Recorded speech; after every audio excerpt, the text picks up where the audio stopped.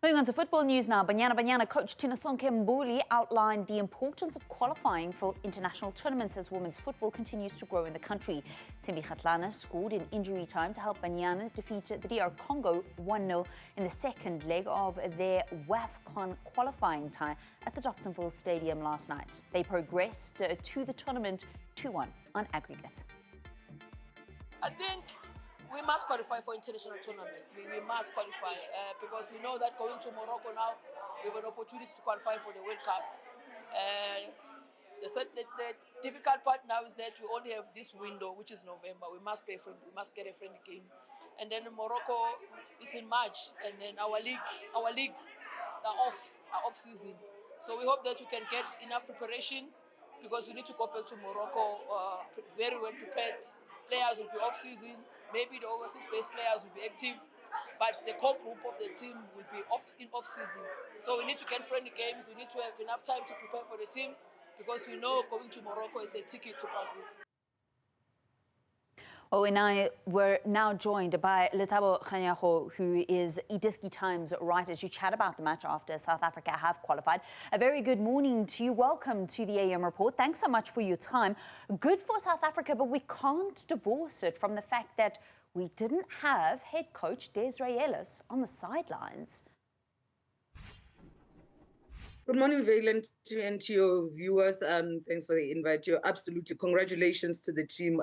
Obviously, the absence of the coach has, kind of highlighted the two-legged affair, when they went to the DRC and also coming back home. But I think that after the first leg, when they came back from the DRC with Coach Tinasonke Mbuli, bringing us into, into confidence that the national team head coach, Dr. Desiree Ellis, was still in contact with the team. Even went to the airport with the team and still discussing issues of training with the team. I think that also before the second leg kind of, calmed things down, And even seeing her on TV yesterday, I think it was great to see her for me. And I think it kind of gives us a little bit of a hope to say that whatever negotiations, whatever talks that are ongoing with the South African Football Association, they might be, making strides. They might be coming to a conclusion, absolutely. But yeah, you would have wanted to have her there. You want to see the head coach there. It was an important qualifier, and especially after the WAFCON, because this was the first time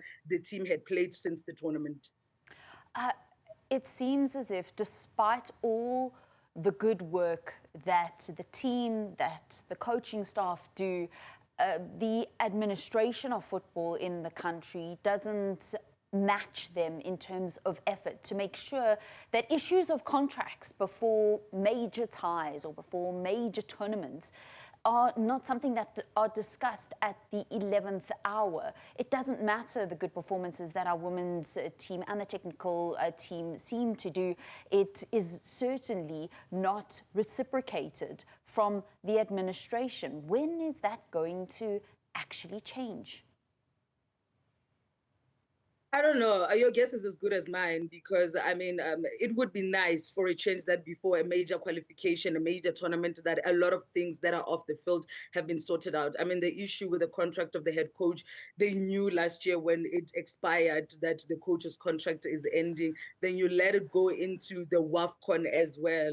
And then even after the WAFCON, 3 months, still you don't do anything about it, that one's just, I don't understand that. How do you let something like this carry on for so long? And especially when you look at, the caliber of coach that Dr. Ellis is, and the achievements that she has made with this team, this should have been something that should have been prioritized, in my opinion. If you were not able to give her a contract before going to AFCON, at least say after the AFCON, let's sit down and then let's talk about it. You can't just say in the 11th hour, now we have to be sitting down, we have to be discussing this, and then now she's absent, and then now this becomes the topic of conversation instead of let's talk about what do we have, let's talk about the game, let's talk about the tactics, how do we look, A lot of the administration issues, I feel like they deny South Africans to actually talk about the team, the progress of the team, how the team is doing, because majority of the time we're discussing the side shows, the sidelines, things that should have been handled a little earlier, in my opinion. Yeah. It was a welcome return for Thembi Kgatlana. We know that the team missed her, as well as a number of the key stalwarts for the side during that first leg. She came back and she duly delivered, albeit quite late, at the Dobsonville Stadium yesterday. Absolutely, we missed her. I mean, like, you can even kind of like reminisce a little bit and just think what could have happened had we had her at the WAFCON. But then we already know that she has personal, things to deal with when she excused herself.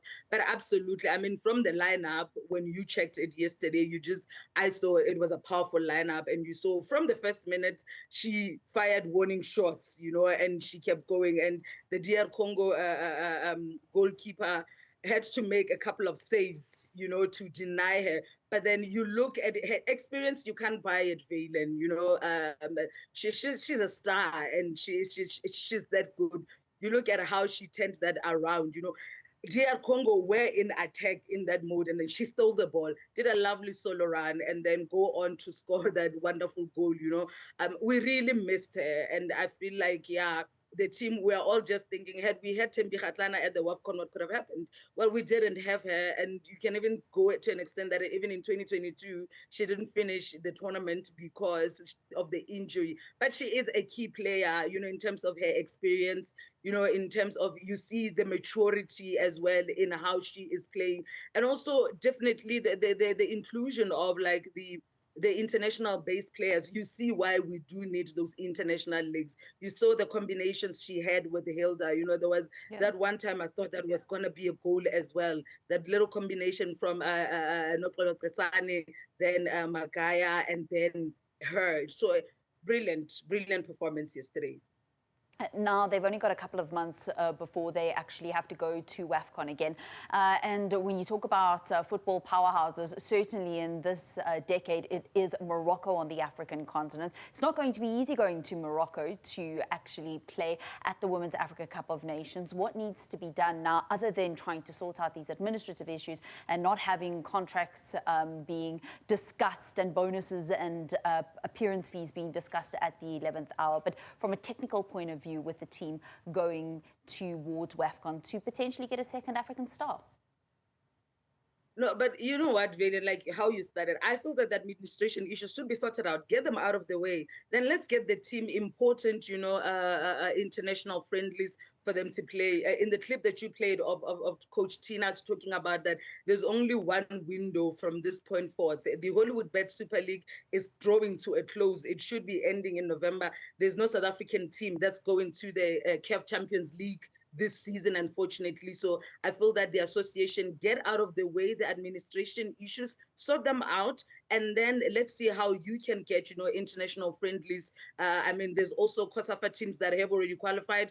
Malawi, this is their first time around, but they're a good team. Zambia as well. I'm just thinking that if you cannot be able to get the strongest, if you can't go to the West and get, a Ghana and Nigeria, or even get the northern countries, it's an opportunity with these teams that are going to the Women's Africa Cup of Nations to play with them, because also they will also be preparing themselves. Yeah, but the call couldn't be louder for the administrative issues not to detract away from the absolutely fantastic work that our women continue to do on the field and on the sidelines. That is Lethabo Kganyago from iDiski Times. Thanks so much for chatting to us here on the AM Report. And that's how we come to the end of your sport in this hour. I'll have more sport for you in the next hour.